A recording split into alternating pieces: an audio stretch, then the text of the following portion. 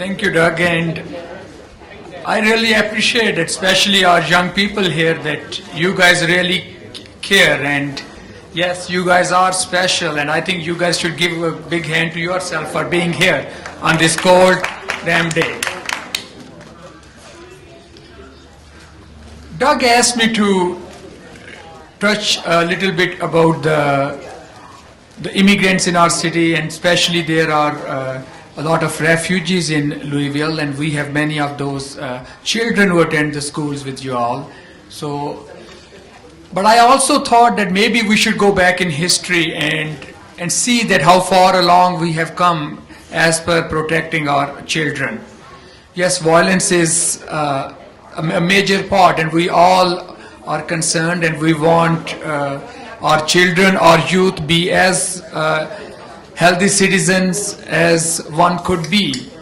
But there are also factors that which our children are exposed to, and which unfortunately in many parts of the world the children are robbed of their childhood. Rather than spending that time in school or those activities, they are spending that time to put bread on the table for themselves and for their family. So on one hand, I thought that maybe in our own city, in our own communities, that most of us are blessed that we don't have to go through the issue of child labor. So I thought maybe I should just put some historic facts about child labor within our own country, maybe 100 years back or 70, 80 years back, and that problem still persists in the world. And actually there are over 250 million children that who, rather than being in school, they are engaged in child labor, and it's because of the fact that they were born in the circumstances by our Creator or God that where they have to work to put bread.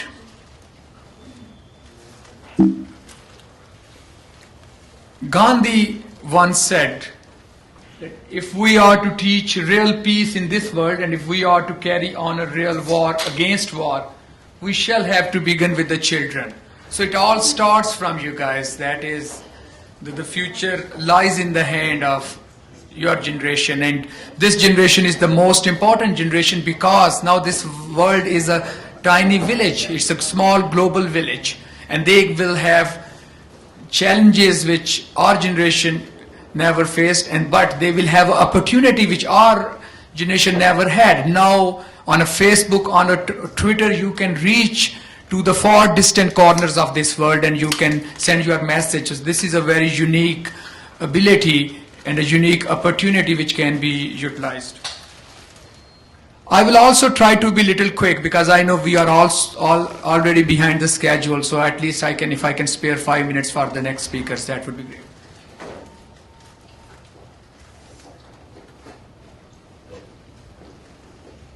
So in America, in 1800s, the child labor was the norm of the society.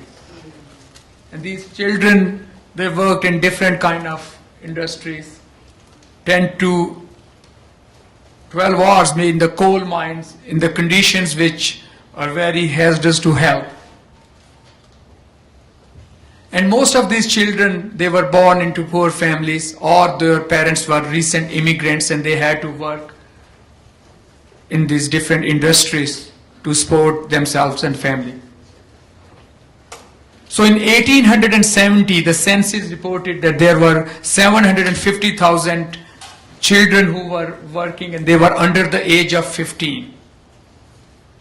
In 1911, there were 2 million child laborers who were under the age of 16, and they were working from mines to the different mills. But this man who was a photographer, Louis Hine, he deserves the credit that he took the pictures at the Authority of National Child Labor Community, and they documented the condition and presented it to the rest of the nation in different publications. So in 1916, a Keating-Owen Act was passed, and it was basically to make it illegal for the articles produced by child labor to be sold in interstate commerce. But still the young girls continue to work in mills. Still it was a dangerous job. You could just lose a finger or foot while standing top of these loom machines. The children who worked in coal mines, they were at the risk of dying or contracting occupational illnesses, which decreased the lifespan of these kids. But finally, Fair Labor Standards Act was passed in 1938. And 2 years before, Louis Hine, the photographer, died. And the standards were set up for the child laborers. And it was 16-year or older, and for 18-year or older for hazardous occupations. And children 14 and 15 were all permitted to work in after school in certain occupations, but it was standardized. But in the United States, we were able to tackle this issue of child labor, but this issue still persists in our world. 61% of the child labor is in Asia, 32% in Africa, and 7% in Latin America. And in Asia, 22% of workforce is children, whereas in Latin America, 17% of workforce is children. So overall, 246 million child workers from aged 5 to 17 were involved in child labor, and 171 millions are in work which is kind of dangerous.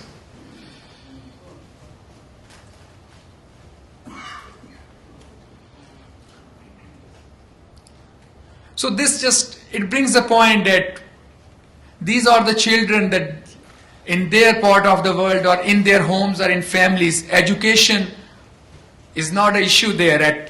They can't even think about going to school. They are just living day by day and working in these conditions. So as a young people, as a youth, the way I think that you guys are kind of blessed as compared to them. So your job is to become successful citizens and help out these children in the rest of the world. Give them a voice. So in a sense, those children are depending on you all as well. That you have to give them a voice and help them out. Because no parent wants their child to work. Unfortunately, it's the society, it's the economy, all these issues put in. It's the politics, everything is crammed in. So that's how happens. And among these child laborers, I did not mention that how many of children were working in the plantations in South along with their parents. So which adds up, they were not probably included in the census of 1870 or 1911.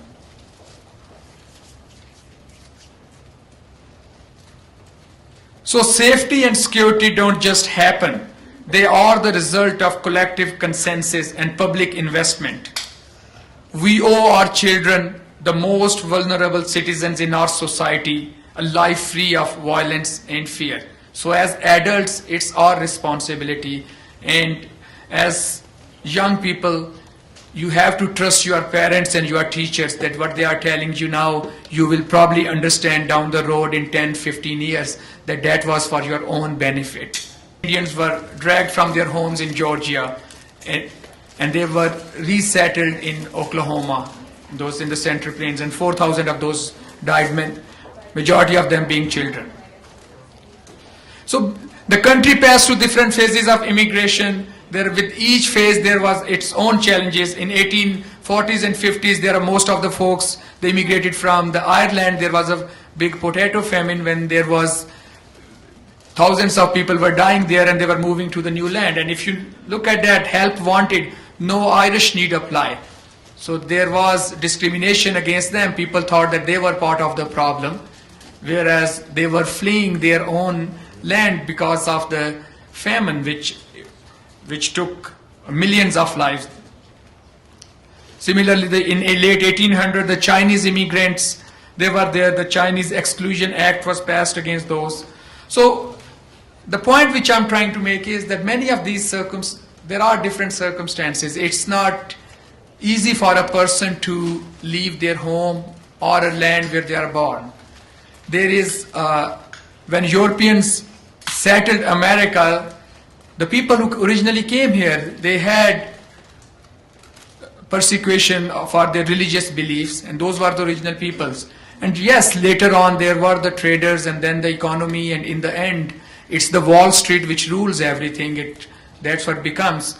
But eventually that was those people, they left their home because of certain circumstances. And the people we see in Louisville or in Jefferson County, many of our refugees, they go through a tough time. Their neighborhoods are plagued with violence, the same violence which we are trying to tackle in our own neighborhood here.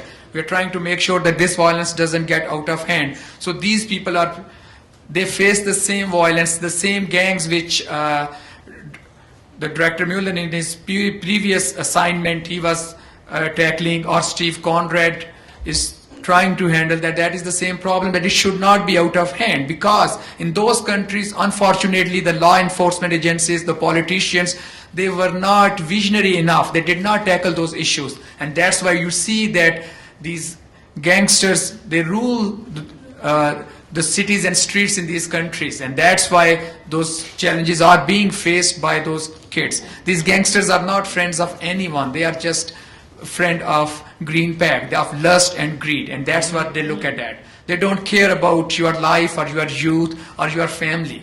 They have their own agenda. They are myopic. So that's why it's very paramount for you that rather than looking up to a person or an easy way out, there is no easy way out in life, believe me.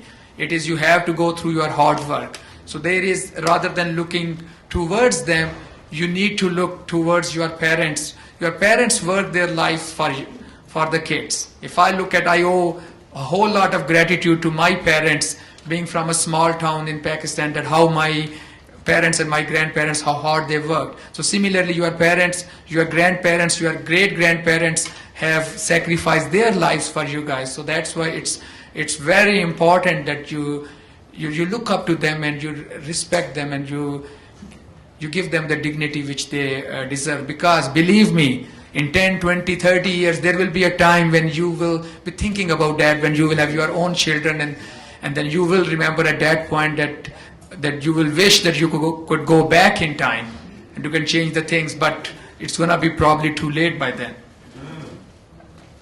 So the child migrants, that's a recent issue which we hear in the news, and there are so many variables and so many factors to that. But the point which I'm trying to raise is that in those countries, in those societies, everything belongs to the aristocracy. When these big corporations or these the big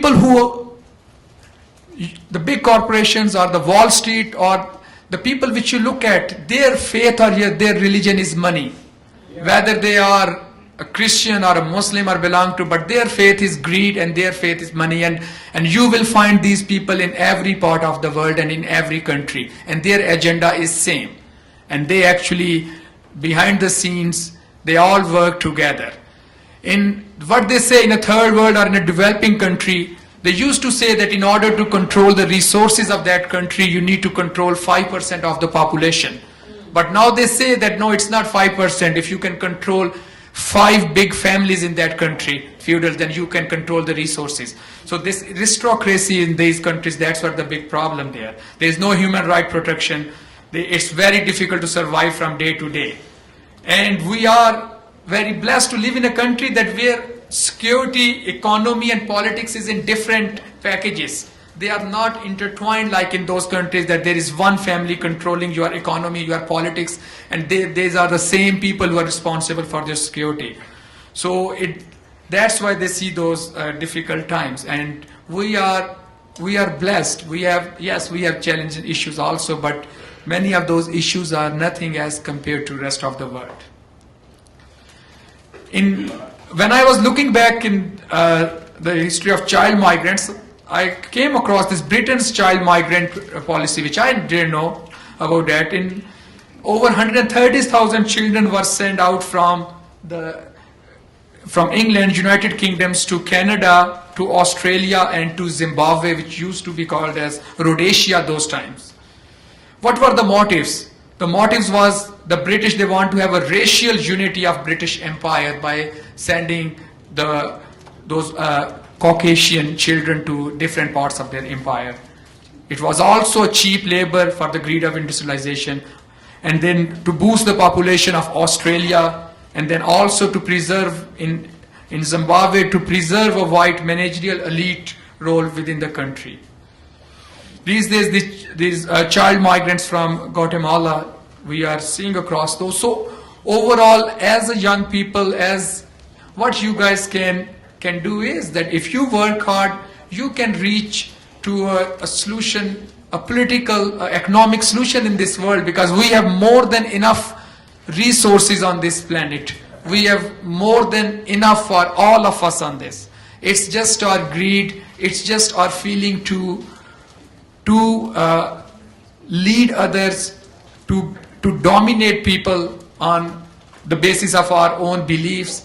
That's what leads to the problem. I'm a Muslim by faith, and you guys see ISIS, that those psychopaths, they want to dominate their own religious beliefs, and you see these kind of mentality different ways. And why is it possible? Because the people, the young people, the adults like me, we need to stand up to this kind of oppression. So as a young person, it's rather than looking at the children of Guatemala that okay, they are the problem, we need to look at the root causes as well, that how can we tackle those issues down, and how can, as a country and as a nation, how can we improve those things? Because believe or not, we are also part of the problem.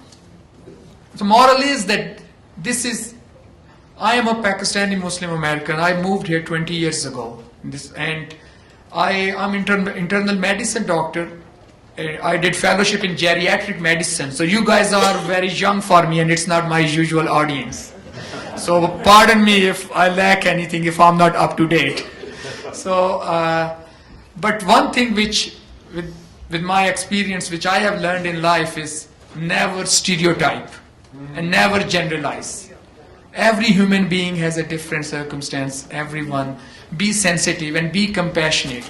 There is difference being in compassion and in empathy. Empathy means that you feel sorry or you feel their pain, but compassion means that you love them and you give them opportunity that who they are, they can become in their life. So that is compassion. And Louisville, we are lucky that we have a compassionate, we have a very compassionate city. Our city has been declared as compassionate city. We have won the award on that. Our mayor, our LMPD is that. I'm also part of Compassionate Louisville. We have declared that, but now we are facing the challenge that how we can bring this compassion to the roots, and the young people are very important. They're going to be a curriculum based on compassion in 5 schools. In next semester it will be, and we are hoping it will be expanded to 25 schools. So the thing is, have compassion for each other. If this whole world, if we can be based on compassion for each other, all of our problems will be solved. There will not be any single problem.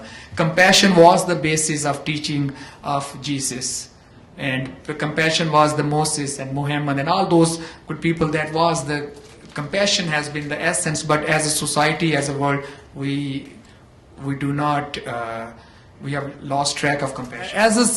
As a country or as a nation, we have passed the laws, and we have those constitutional protections. But as a society, we still have a long way to go. As a society, I'll be honest, as a human beings, we are failing ourselves.